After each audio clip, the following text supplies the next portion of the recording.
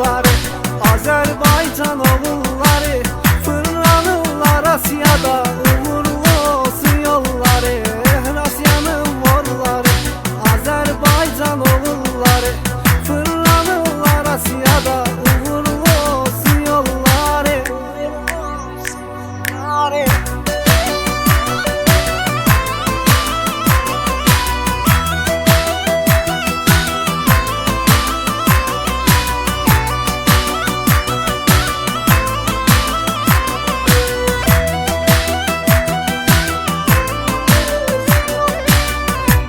Ekskluziv DNAs. Elə oğullarımız var bizim qərib ölkədə, onlarla heç kim üz-üzə gəlib durmuş söhbətə. Onların söhbətində artıq olsa bir kəlmədə göstərər doğruları Azərbaycan oğulları, göstərər doğruları Azərbaycan oğulları, Azərbaycan oğulları. Asiyanın oğulları, Azərbaycan oğulları, fırlanırlar Asiyada, uğurlu olsun yolları.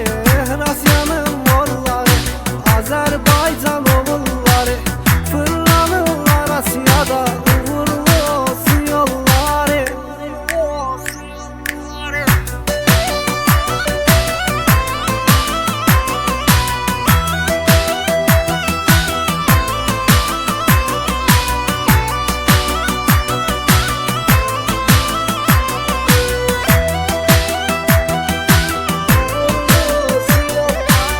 Onlar elə oğullar ki, bunu dərk etməlidir.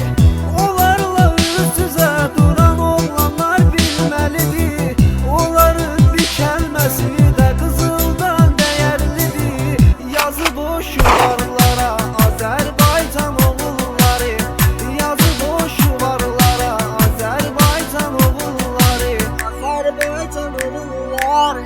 Asiyanın oğulları, Azərbaycan oğulları, fırlanırlar Asiyada, uğurlu olsun yolları. Asiyanın oğulları, Azərbaycan oğulları, fırlanırlar Asiyada, uğurlu olsun yolları. DNAs.